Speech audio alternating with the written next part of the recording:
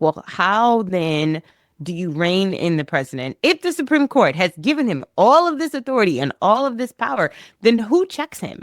Then how do we sort of keep balance? Um, and that's why people are so concerned, because that sort of unilateral authority means no one really has the power to stop or Yep. intervene. I also think this kind of fear of a constitutional crisis, we should push on it some. Like the constitutional crisis isn't the worst thing that could happen. Ethnic cleansing is worse than a Yes, constitutional yes, crisis. yes, So the yes. Supreme Court pulls its punches to avoid a constitutional crisis, but what's the end result? It's the Trail of Tears.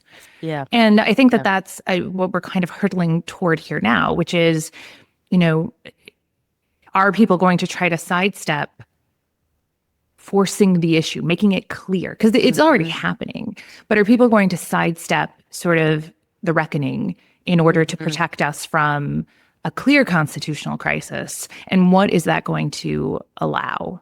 And I think that the Jackson example is a good example of like, why? I mean, what's your constitution worth if this is what it allows? Right. Yeah, Right. yeah. Well, and to me, that's where you kind of have to just, you can't disaggregate all the players in all of this, right? It's not just it's not just the courts and the presidency, but it's also Congress and public opinion and so forth. And so, yeah, you walk up to the brink of a constitutional crisis, but then, it's on the other people who have power to exert their power and point that out. And, and I don't want to use the phrase take advantage of that, but like, point it out for what it is, to stand up Yeah. for what they believe in.